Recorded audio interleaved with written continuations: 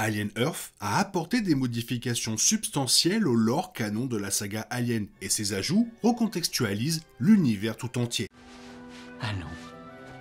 C'est l'heure de l'histoire, mon poulet au miel. On ouvre les petits volets.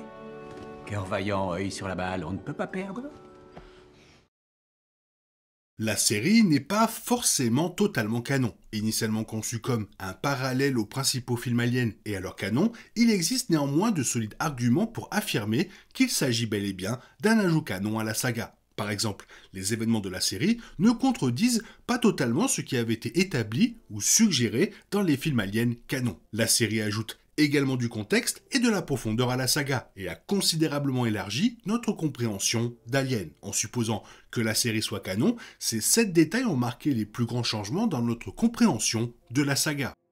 Les xénomorphes ont bien fait leur apparition sur Terre dans les films Alien vs Predator, mais ceux-ci ne sont pas considérés comme canon dans la saga Alien. La duologie préquelle de Ridley Scott, Prometheus et Alien Covenant, a supplanté les événements de la saga Alien vs Predator et en a fait des films crossover de type et si. De ce fait, les xénomorphes n'avaient jamais été présents sur Terre avant Alien Earth. Évidemment, la série a changé la donne. Comme nous le savons maintenant, Yutani a chargé le Maginot de collecter des échantillons de diverses formes de vie extraterrestres et de les ramener sur Terre, y compris les xénomorphes. Fait remarquable, à la fin de la saison 1, les xénomorphes sur Terre avaient causé étonnamment peu de dégâts. La plupart des dégâts ont été confinés à l'île de Neverland et à Prodigy Corporation. Ces dégâts relativement faibles constituent un changement radical par rapport au film Alien vs Predator, où les xénomorphes et les Yoja semaient le chaos sur Terre. Alien Earth a également modifié la chronologie de la première visite des xénomorphes sur Terre, la faisant passer d'environ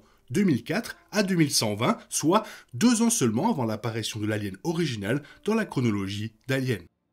Grâce à son intrigue antérieure de 2 ans, la série a également permis de recontextualiser l'Alien original. Ainsi, nous savons désormais que Weyland-Yutani était parfaitement consciente de l'existence des xénomorphes et de leur capacité lorsque le Nostromo a été détourné vers LV-426. Yutani, en particulier, savait précisément de quoi les xénomorphes étaient capables, et elle savait probablement que l'équipage du Nostromo serait décimé. Ce détail ne change pas complètement l'Alien original, mais il ajoute une dimension sinistre à l'histoire de la sinistre Weyland-Yutani Corporation. Il montre que, dès le départ, Weyland-Yutani était déterminée à sécuriser les xénomorphes et qu'elle était prête à tout pour obtenir un spécimen vivant. Il est intéressant de noter que la série prévoit également d'approfondir la décision de Weyland-Yutani de détourner le Nostromo. Noah Hawley, le créateur d'Alien Earth, a déclaré en interview qu'il aimerait adapter la version de Weyland-Yutani de cette décision dans les futures saisons de la série, car à un moment donné, la Weyland-Yutani Corporation va détourner le Nostromo vers cette planète. Nous aurons peut-être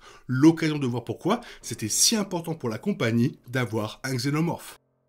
Pendant des décennies, nous avons supposé que les xénomorphes étaient les seuls extraterrestres présents dans l'espace dans la saga Alien. Alien vs Predator a établi la présence des Yoja, mais comme mentionné précédemment, ces films ne sont plus canons. Aliens mentionne également les Arcturiens, mais rien n'indique que les marines coloniaux ne parlaient pas d'une colonie humaine sur la planète Arcturus. Prometheus a également introduit les ingénieurs, une race avancée d'êtres intelligents. Toutefois, la série a confirmé que les xénomorphes ne sont certainement pas la seule espèce extraterrestre animale et hostile de la galaxie. Nous connaissons désormais au moins 4 autres espèces qui souhaitent le malheur de l'humanité, grâce aux nouvelles formes de vie extraterrestres de la série. Cette décision a élargi l'univers d'Alien plus que plusieurs des films principaux. Il semble que les xénomorphes ne soient pas si uniques et que l'univers d'Alien, au sens large, soit un endroit très dangereux. Les nouvelles espèces présentes n'étaient également que les premières que la mission d'exploration du Maginot a pu trouver. Il pourrait y avoir encore plus de bestioles effrayantes qui se cachent dans l'obscurité. Un autre changement majeur apporté par la série à notre compréhension de la saga concerne une fois de plus Weyland-Yutani. Dans tous les films aliens, Weyland-Yutani est dépeinte comme une méga corporation quasi omnipotente et omniprésente. Elle domine les voies de navigation spatiale, les colonies extraterrestres et pratiquement tout le reste. Ce n'est qu'avec Alien Resurrection que l'on entend parler d'une autre compagnie, soit plus de 200 ans après le premier Alien. Compte tenu de l'omniprésence de Weyland-Yutani, il était facile de supposer qu'il s'agissait de la seule méga corporation sur Terre, ou du moins de la seule digne d'être mentionnée pendant la majeure partie de la chronologie d'Alien. Toutefois, Alien Earth a dissipé cette idée et introduit 4 nouvelles compagnies qui contrôlent la Terre à la manière de gouvernement. Les 5 compagnies de la série, Weyland-Yutani, Prodigy, Dynamic, Lynch et Treezold, bouleversent notre compréhension de la dystopie entrepreneuriale de la saga. Weyland-Yutani n'opérait pas avec une totale insouciance par manque de concurrence, comme Alien Earth l'a prouvé, elle cherchait activement à prendre l'avantage sur leurs concurrents. Cela explique pourquoi la compagnie cherchait désespérément un xénomorphe vivant, explique en partie leur tactique commerciale impitoyable. Après la sortie de Prometheus et d'Alien Covenant, les préquels semblaient vouloir affirmer que David, le synthétique rebelle, était le créateur des xénomorphes. Après tout, il a bien bio-ingénié le protomorphe dans Covenant, et à la fin de ce film, il s'est assuré un vaisseau entier rempli de cobayes pour poursuivre ses expériences. Toutefois, il y avait aussi une forte implication que les xénomorphes existaient avant David. Des fresques murales sur les murs du vaisseau des ingénieurs les représentaient, et le dernier ingénieur semblait reconnaître sa propre création. Pourtant, cela n'a été confirmé d'aucune façon, jusqu'à ce que Alien Earth confirme que ce n'était pas David qui avait créé les xénomorphes. Le Maginot, qui transportait un spécimen de xénomorphe classique, a entrepris son voyage 65 ans avant les événements de la série. La série se déroule en 2120, ce qui signifie que le Maginot a quitté la Terre en 2055 et a trouvé le spécimen de xénomorphe vers 2087. Toutefois, David n'a eu connaissance des xénomorphes qu'en 2093, ce qui signifie qu'il existait bien avant lui. Bien qu'il s'agisse d'un léger écart par rapport à l'histoire que Prometheus et Covenant mettaient en place, ce n'est pas un changement majeur. Comme indiqué précédemment, de nombreux indices, comme dans Prometheus, suggèrent que les xénomorphes sont antérieurs à David. Alien Earth n'est qu'une confirmation plus directe de ce que Prometheus laissait entendre.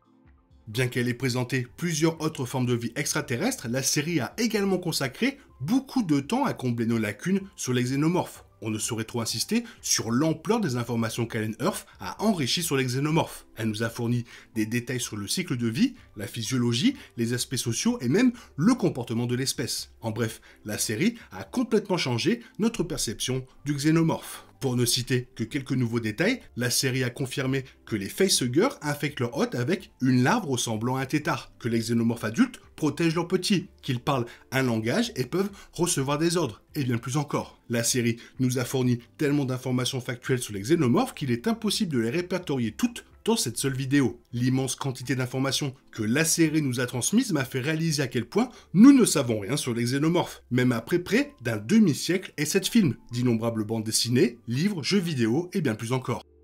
L'un des changements les plus importants apportés par la série à notre compréhension de la saga Alien concerne également les compagnies qui dirigeaient la Terre. Grâce à Alien Earth, nous savons désormais que les mégacorporations se livraient à une sorte de course à l'immortalité humaine. Ce détail à lui seul redéfinit tout, des origines et du développement des substances synthétiques à la quête de vie extraterrestre de Weyland-Yutani. Nous savons depuis Prometheus que Peter Weyland cherchait la clé de la vie éternelle, mais Alien Earth nous a montré que son objectif était bien plus vaste. Ce concept d'immortalité humaine a influencé chacune des décisions des compagnies de la série et constitue probablement la question existentielle la plus importante de toute la saga Alien. L'immortalité n'est pas seulement un prisme pour observer Alien, elle a eu un impact réel sur la galaxie. Par exemple, Weyland-Yutani développait activement des cyborgs pour tenter de prolonger la vie humaine. C'est aussi la raison pour laquelle Bug Cavalier et Prodigy étaient si déterminés à développer des hybrides humains synthétiques. En insistant simplement sur l'importance de l'immortalité, Alien Earth a profondément transformé la saga Alien. Et oui, cette série a quand même recontextualisé pas mal de choses dans la saga Alien. Toi, qu'est-ce que tu vois de plus? Fais-le moi savoir dans la zone commentaire, sinon comme d'habitude, bisous bisous, bye bye.